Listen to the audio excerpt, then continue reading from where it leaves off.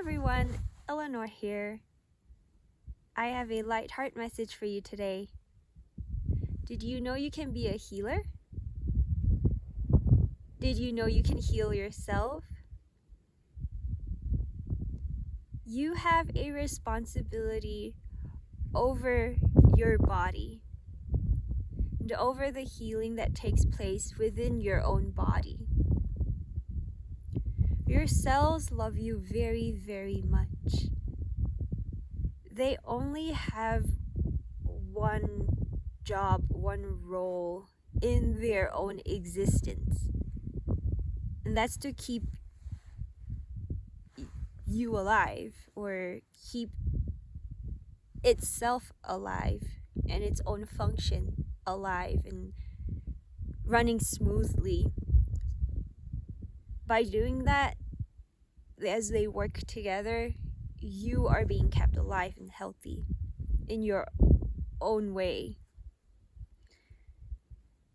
But if we are not aware of how our body functions, or what we need to do or to take care of ourselves, and what our cells need in order for them to be healthy, then we're not really supporting our own bodies, our own cells. They'll still function without you doing any of that. They have an innate intelligence or programming, or chemically they were just created in a specific way and programmed in a specific way when the body was being made. And it's gonna go about, that's the only thing that they'll do, the job that they were created to do.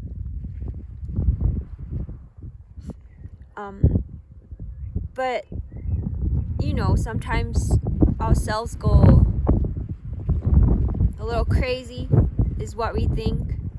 They get attacked, or they're not strong enough, and so we get things like autoimmune diseases, viruses and bacteria infections, cancer, heart disease, and things like that. But truly, if they were given a chance to, and we knew more about what's keeping us alive, they would be in a much stronger space to do what they need to do. I don't think a lot of us learned much about our bodies when we were going to school. Well, we must have had like physical education and health education, but did you know that our hands aren't just made of a long bone that goes down this way? And so are our feet. They're made of many little bones. Or that,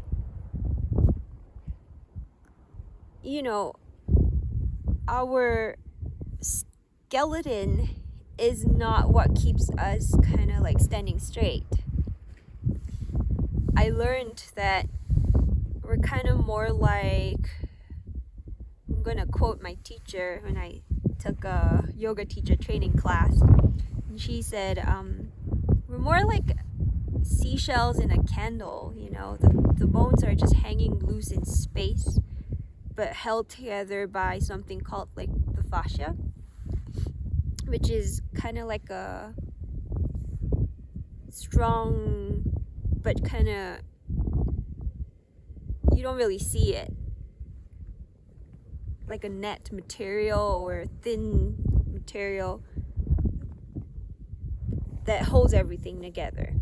And there's more than that amazes me when I learned more about how our bodies function. A lot of people, especially younger children, I think they would be fascinated and more in love with their bodies if they could be amazed, like I was, to find out, oh, what our bodies are really like, or why some people can sit cross-legged and some people can't. They can't because their bones are not the same as the person who can. They're just anatomically different. But that's not really the message today. I mean, I really encourage everyone to go learn more about their bodies. But here's the thing, our cells really need us to love them as much as they love us. And knowing how our cells function at the smallest scale and what they need, and what becomes a burden to them, is a way to show ourselves love, and is a way that will bring about healing, because a lot of us are probably really clogged up human beings. It's true, it's funny, but sometimes when you think about how the body works, or you try and have a conversation with other people about health, I feel like it's a very sensitive topic where you want to just be very sensitive towards how other people may be feeling as you talk about these things, because health is a very personal thing. And my mantra is, I love and care about my friends and family, and they're number one before any of the things I can share with them, or that I wish to share with them, or tell them, or talk about with them. And I really don't want to come across as trying to change their minds, or like being kind of preachy. Nobody likes that, right? So I can only, that's why I started sharing videos too. I wanted to share everything I know, because I just can't stop talking about them, and I know it can be so annoying.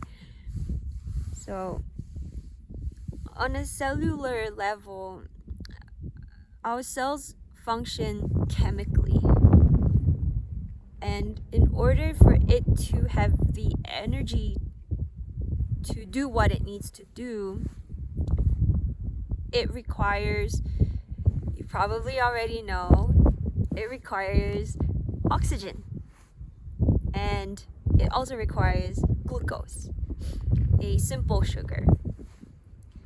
With these two things, the cell is able then to, through a series of processes, which includes some amino acids and other things, create a really long word, but in short it's ATP. And that gives the cells the energy to go about doing what it needs to do, depending on what kind of cell it is. It's a muscle, it's a nerve, it's found in different parts of our body. Or it's just a cell doing its own thing, digesting, breathing. Okay, so that sounds really basic. But if the cell does not get energy, not only do you shut down, feel tired, your other parts of the body have a hard time functioning, like your hormones. Your digestive system will be compromised. Your white blood cells and all these other bacteria fighting things, they're gonna be compromised. But how? What really happens behind the scenes of all that? So here's what I found really interesting. without energy, and a huge part of it is electrical energy that gets generated from this whole ATP process, but also from the exchange of certain ions in and out of the cell. So when different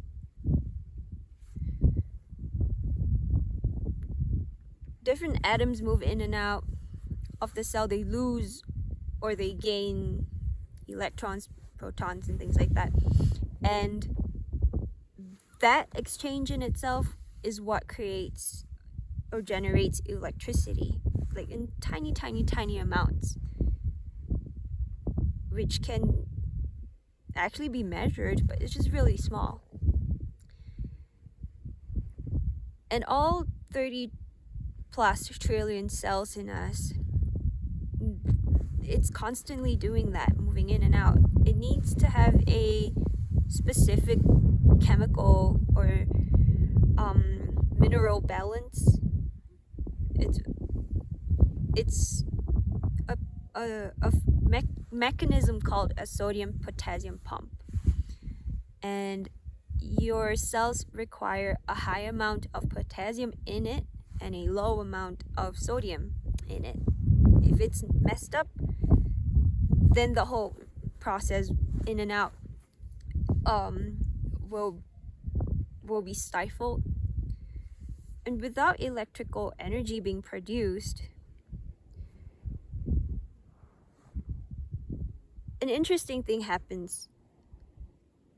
When your body is receiving oxygen and other nutrients in and out of the bloodstream, the blood actually kind of goes into the spaces between the cells and go out of the blood capillaries. And once they come out, they have no way of going back in. And I learned that what comes out can be things like blood protein, and along with it, some water. So now they're hanging out around the cells and they're kind of stuck there. Nothing's pushing them back out. There's not enough pressure. There's pressure in your bloodstream, but not enough to go out, right? So the thing that takes it all out is our lymphatic system, which is the same. It's made up of the same thing, but once it leaves the blood capillaries, then it becomes lymph, along with other substances inside the spaces in your cells and everything. Now we have lymph nodes that we know about. I think most of us know about, like behind our jaws and our groin, like where around your groin area, where your thigh meets your torso, and some of us in our underarms, like we feel that. I don't feel mine there. I feel mine here and around my groin. We can call those lymph nodes. That's what we usually call them. But those aren't the only places where we get lymph, or with cleansing of lymph happens. We get a whole system. For every blood capillary that's going around our body, there's a lymph system, a vessel, kind of like parallel to it, or going along with it. And it's not like the roads, parallel. They're just all squished. But all that stuff needs to be taken into that lymph system so that it can be disposed of or go back into our bloodstream. And if that doesn't happen, then the cells continue to lose their electrical energy properties. And then guess what? They get real slow and they clump together because there's not enough of those negative positive ion thing moving. And then we get more and more clogged up. So one great way to support the cells is to breathe really well so that enough oxygen is there, and to make sure we have enough clean sources of glucose. Fruits have more fructose than glucose, and they go through a different process of being digested. But if we eat vegetables, that's a good source of glucose. These things help the cells get what they need. If your digestive system is kind of compromised, it's gonna be difficult to absorb things like that. So breathing really deeply is gonna help in the very first part. And a lot of us may not be breathing as deeply as we could, mindfully, as frequently as we should through the entire day. So something you can try is you can start with every half an hour, but every quarter, every 15 minutes, to kind of pause what you're doing, or if you're doing what you're doing, just take your mind towards breathing. And start with 3 deep breaths. And when I mean deep breaths, we breathe straight into the belly first. You should feel that area expanding, coming out slightly. If you place your hands around that area, you can feel a little pressure pushing against your hand. Very, very little. You don't want to hurt yourself doing that. Once you've achieved that, then continue to fill your lungs with air, and following that, your chest with air. You should feel all those 3 different parts, like this part of the chest rising. And if you can, hold that breath for 3 counts. And then slowly release it through your mouth until you are empty. If you can take it a step further, what I've noticed has made a huge difference is to, upon exhaling, hold your breath, and then you inhale. If you can practice doing this 3 times, and doing it every quarter of an hour, I think it will make a huge difference. Why deep breathing helps with the lymphatic system also, aside from getting oxygen in, is that a lymphologist doctor by the name of Dr. C. Samuel West, he found out, well, he wasn't the one who found out, but I learned it from his books. Let me see if I can remember who did. I don't remember right now, but it's a good friend of his. Eventually they became good friends. He learned that when you inhale deeply, they noticed that because of the pressure it puts on the from the lungs onto the lymph system here, it opens the area up, and lymph fluid kind of like gushes out in this subclavian area and dumps that fluid back into the bloodstream. And most of it is water. But that's how we get all that blood protein or the stuff that comes out from your bloodstream back into the bloodstream. And all that lymph gets cleaned out along the way in the kidneys. And doing that just helps filter out all the stuff produced by the cells.